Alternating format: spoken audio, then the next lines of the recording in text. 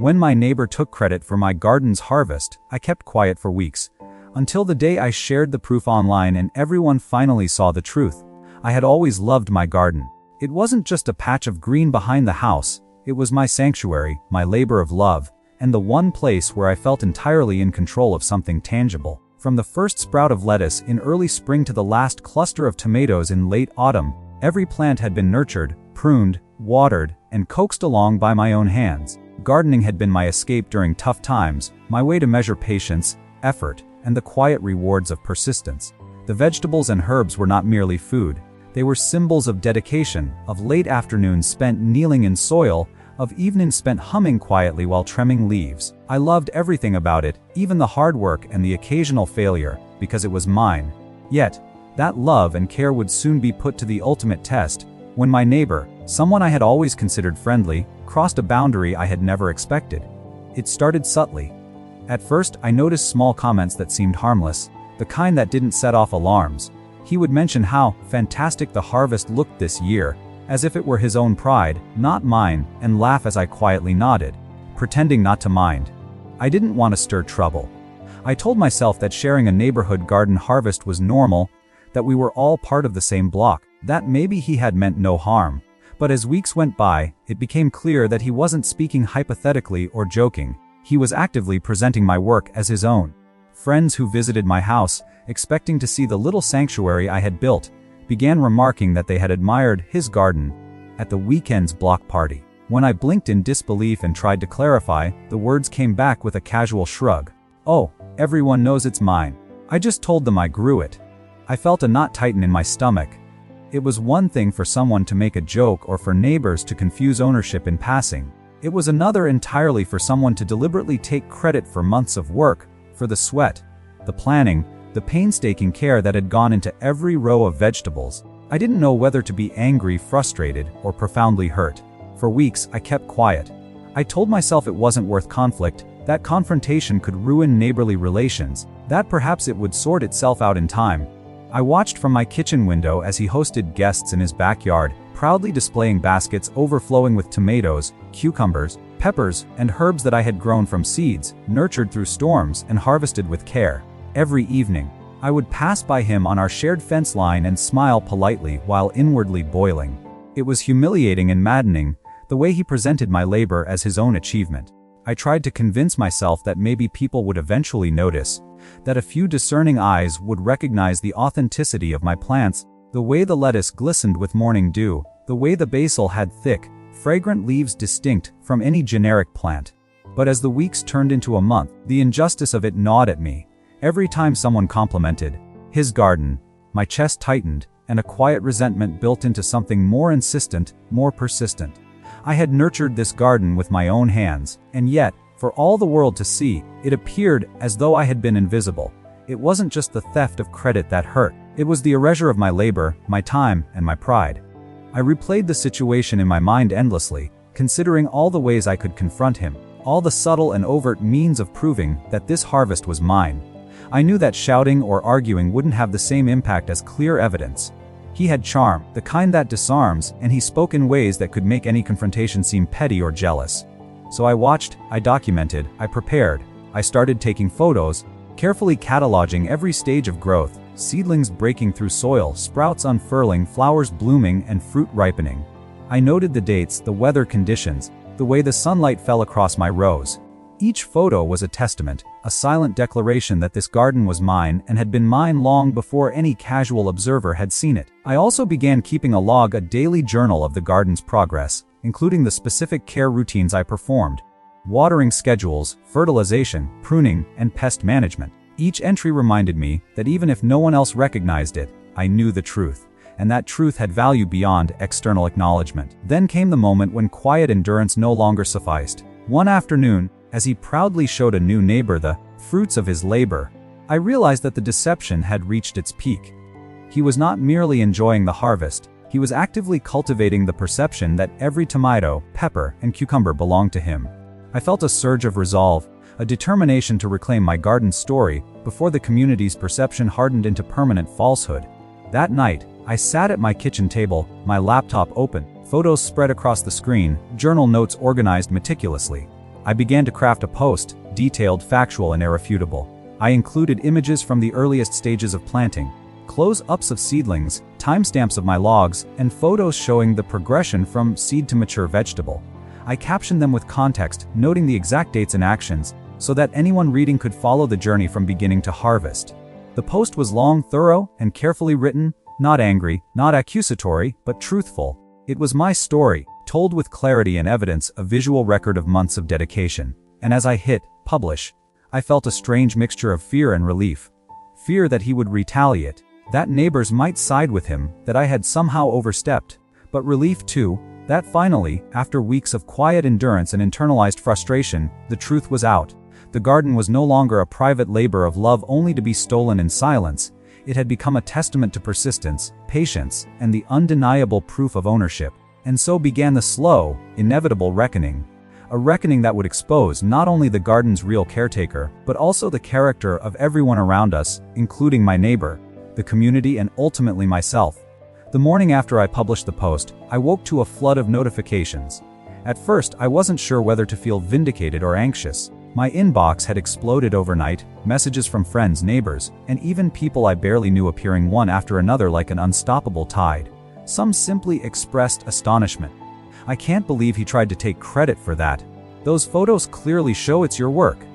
Others sent congratulations, praising the detail and effort I had put into documenting everything. What struck me most, however, was the mix of incredulity and guilt that threaded through many messages from those who had been present at the weekend gatherings, at the block parties, and during the casual neighborhood strolls where the deception had quietly taken hold. People admitted that they had assumed it was his garden, nodded along to his boasts, and never stopped to question the source of such a lavish harvest. The post had shifted the lens of observation. Suddenly, neighbors and casual observers could no longer claim ignorance. The truth, meticulously chronicled in images, timestamps, and journal entries, was undeniable. By late morning, I began seeing comments from the very people who had been complicit in his deception, some actively, some passively. One long-time neighbor wrote, "I remember you talking about planting those tomatoes months ago. I never connected that with what he showed off yesterday. I'm so sorry for assuming it was his work." Another commented, "I saw him bragging about the herbs last week. I assumed he was joking, but now I see how misleading it was. Thank you for sharing this." Each message was a small victory, a ripple of acknowledgement that reinforced the growing sense of validation coursing through me. It was a quiet, almost surreal feeling, the weeks of frustration and silent observation. The months of labor and invisible effort were finally being recognized not just by me, but by the wider community. The post began circulating beyond our immediate neighborhood as people shared it on local community forums, gardening groups, and social media circles dedicated to homegrown produce. Soon, I realized the scope of attention was far larger than I had anticipated. People who had never met me were reaching out to express solidarity, offering support, and in some cases, sharing similar experiences of being overlooked or having their work co-opted. By mid-afternoon, the ripple effect reached the source of the deception itself, my neighbor. I had not initially shared the post directly with him, choosing instead to let the truth speak for itself. But inevitably, he found it. The response was immediate and visible. He began posting vague status updates, defensive remarks about misunderstandings, and exaggerated claims. But the carefully documented evidence I had provided left little room for denial. Friends who had once complimented him or assumed ownership began tagging me, noting discrepancies, and sharing screenshots of my posts. It was fascinating to witness the shift in perception, the subtle unraveling of his constructed narrative. The more people saw the truth, the less defensible his false claims became. I didn't feel triumph in a malicious sense. It was not about humiliation or vengeance. It was about visibility, about truth, and about reclaiming the acknowledgement that had been withheld for far too long. In many ways, the post had done more than I imagined. It had shifted the moral balance in the community, demanding recognition and accountability without a single raised voice. By evening, the community response had grown to a level I could hardly have predicted. People were posting their own observations, comparing notes, and sharing personal anecdotes that confirmed the accuracy of my claims. A local gardening blog picked up the story, praising the meticulous documentation and the way I had handled the situation calmly, without resorting to drama or petty confrontation.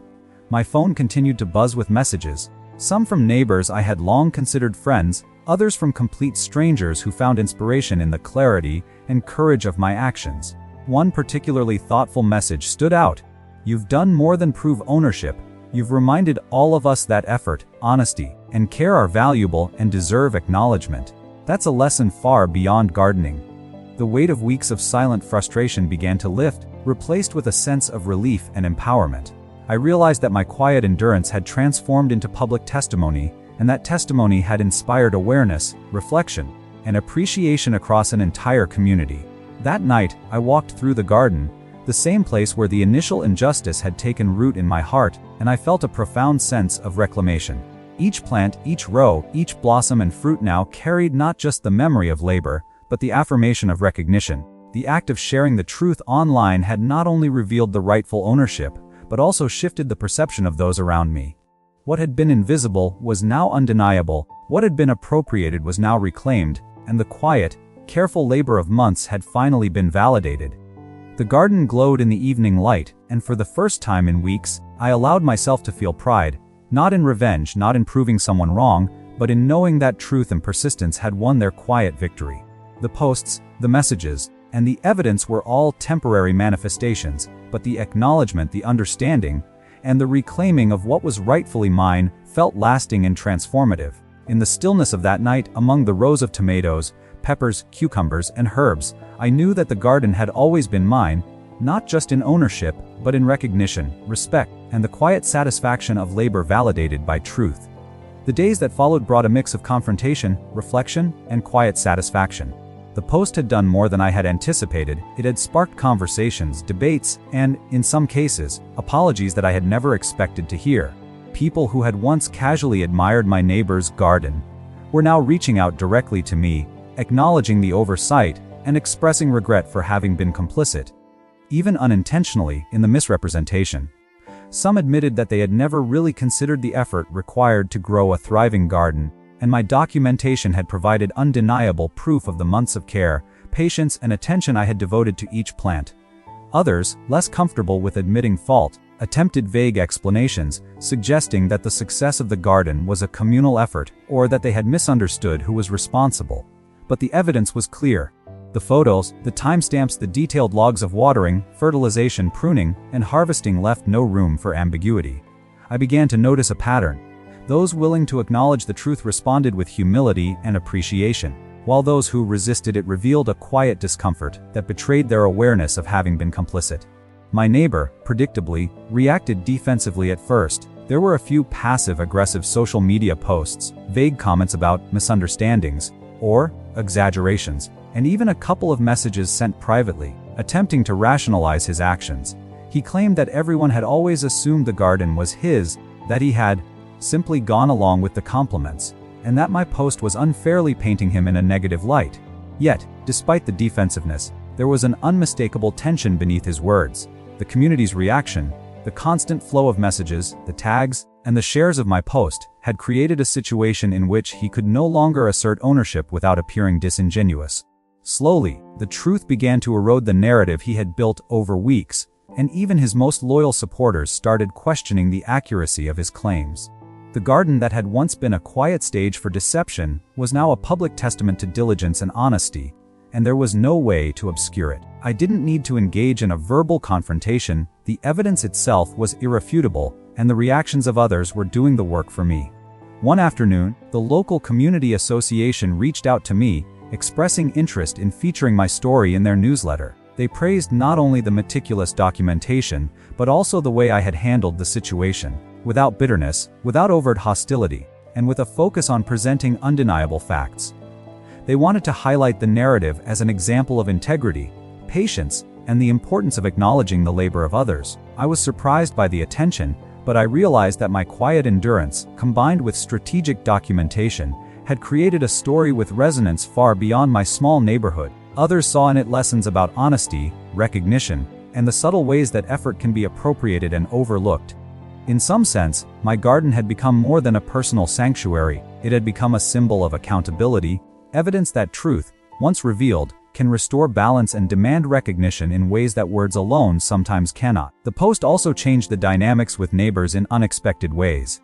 People who had previously been indifferent or polite only now approached me with genuine curiosity about the garden, asking for advice, seeking guidance, and expressing admiration for the care I had invested. Some invited me to participate in community gardening initiatives, while others reached out simply to share tips, experiences, and appreciation. Even those who had been casual observers of my neighbor's deception seemed to realize the error of their assumptions. The garden, once a private labor of love that had been co-opted, now became a point of connection, respect, and acknowledgement. I felt a profound sense of reclamation. Not only had the credit for the harvest been restored to me, but the act of revealing the truth had strengthened relationships, created dialogue, and fostered understanding. In the quiet moments, walking among the plants, touching the leaves I had nurtured, and observing the ripening vegetables, I felt the satisfaction of labor recognized, of presence acknowledged, and of integrity affirmed. The weeks of silence, watching, and documenting had culminated in a moment of clarity that reshaped the way others saw me, and the way I saw myself. But the story was not complete without a confrontation that would test the boundaries of civility, honesty, and accountability. My neighbor, facing mounting scrutiny from the community and seeing his narrative unravel, finally approached me directly. His demeanor was a mix of defensiveness and reluctant admission. He tried to downplay his actions, suggesting that he had only enjoyed the recognition, without realizing the implications. But I responded calmly. With the evidence I had painstakingly documented, timestamps, photos, journal entries, and even messages from others confirming my labor, there was no room for ambiguity, no way to claim ignorance. The confrontation was tense but controlled, and it ended not with anger but with acknowledgement. He admitted that he had overstepped, that he had appropriated work that was not his, and that he regretted the deception. The relief I felt was profound, not vindictive, not gloating, but a quiet sense of closure. The truth, once carefully and patiently documented, had triumphed, and the garden, the labor, and the harvest were finally rightfully recognized. The days after the confrontation brought a sense of calm I hadn't anticipated. The initial tension had subsided, and my neighbor, though still awkward around me, no longer attempted to claim credit for the garden. The community, too, had shifted its perception, not just of me, but of what it meant to notice, acknowledge, and give credit where it was due. The posts, the photo, and the evidence I had shared had become more than a personal vindication. They had become a lesson in integrity and patience for everyone who had witnessed the situation. People who had once turned a blind eye now actively engaged with me, asking about the plants, sharing their own gardening tips, and even expressing a newfound respect for the meticulous work that goes into maintaining a thriving garden. I found myself at the center of a subtle but profound shift in my neighborhood, one in which honesty, diligence, and careful attention to detail were valued not only in gardening, but in interpersonal relationships as well. It wasn't just the acknowledgement from others that mattered, it was the reclamation of my own confidence. For weeks, I had doubted whether I should speak up, questioned my right to claim ownership, and wondered whether confrontation would do more harm than good. Now, with the truth validated and recognized, I could walk through my garden with the quiet satisfaction of someone who had endured, documented, and emerged stronger. I began keeping more detailed records, not out of fear that someone would steal credit again, but as a celebration of the work itself. Each photograph, each note, and each observation became a reminder of what I was capable of achieving when I invested time, energy, and care. The garden was no longer just a source of vegetables, it was a living record of persistence, patience, and the quiet triumph of integrity. As word of the post spread further, unexpected opportunities emerged. Local gardening groups invited me to speak at meetings, community centers asked me to conduct workshops, and even a small local publication requested an article on my experience, framing it as a lesson in perseverance and the importance of documenting one's work. I was hesitant at first, unsure if I wanted the attention, but I realized that sharing my story publicly could inspire others who had been overlooked or had seen their efforts appropriated. It was no longer about vindication, it was about using my experience to educate, to empower, and to advocate for acknowledgement and respect in both gardening and daily life. People began messaging me from other towns, sharing stories of their own efforts being overshadowed, seeking advice on how to assert recognition without alienating those around them. I found a sense of purpose in this unexpected outreach, realizing that my personal struggle had grown into a source of guidance and inspiration for a broader audience. In the garden itself, life returned to its natural rhythm. Plants grew, fruits ripened, and the satisfaction of tending to them became even more profound, now reinforced by recognition and respect. Neighbors who had previously ignored or dismissed my efforts began stopping by, not to co-opt, but to genuinely appreciate the work I had done. Children from the neighborhood asked questions about the plants, and older residents shared tips and anecdotes, creating a community of shared learning and admiration. The sense of exclusion and invisibility that had weighed so heavily on me faded into memory, replaced by a quiet pride and a deeper understanding of the value of patience, documentation, and assertiveness. I had learned that silence can sometimes allow injustice to persist, but when combined with careful evidence and deliberate action, it can also produce powerful transformation.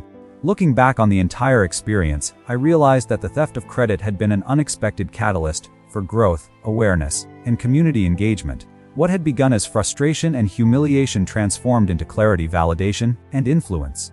I understood that recognition is not merely about being seen in the moment, it is about the enduring impact of one's actions and the integrity with which they are executed. The garden, once a private sanctuary, had become a testament to resilience, honesty, and the subtle power of persistence. By documenting my labor and sharing the truth, I had not only reclaimed my harvest, but had reshaped the community's understanding of respect and acknowledgement. And in that quiet victory, as I walked among the rows of tomatoes, peppers, cucumbers, and herbs, I felt a profound sense of closure. The garden was mine, the credit was mine, and the lessons, both for myself and for those around me, would last far longer than any season's harvest.